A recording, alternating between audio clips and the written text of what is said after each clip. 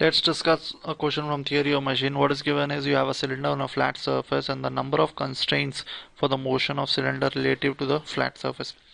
Okay, now before doing this, let's first find out in how many ways cylinder can move. In how many ways it can move freely. Okay, now so if this is m, so number of constraints will be total ways minus the free ways, which is m. So total ways is 3 translation in x, y, z, and rotation in about x, rotation about y, rotation about z. So 6 minus m.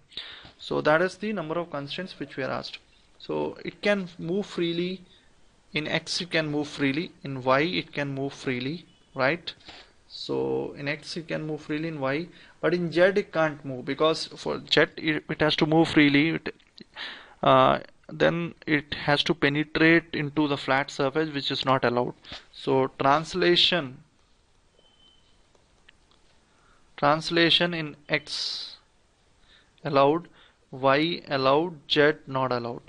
Okay, and rotation about x, about y, and about z. Let's see.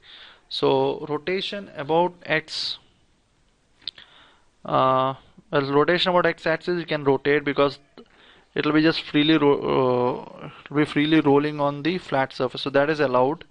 So x is allowed, whereas rotation about y, now rotation about y is not allowed, because if it has to rotate about y, it has to this portion should go into the flat surface, that is the material penetration is not allowed.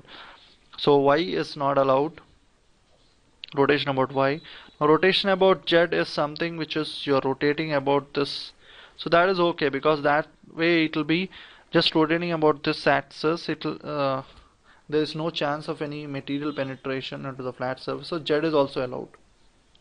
So what is not allowed is translation about z and translation in z and rotation in y. So and freely, so you can say that 2 is the answer, but m, the free ways are 4: translation in x, translation in y, rotation in x, rotation about x, rotation in z. So in any way, I mean, by this analogy you can just find out the number of constraints are 2 for its rotation. Thank you.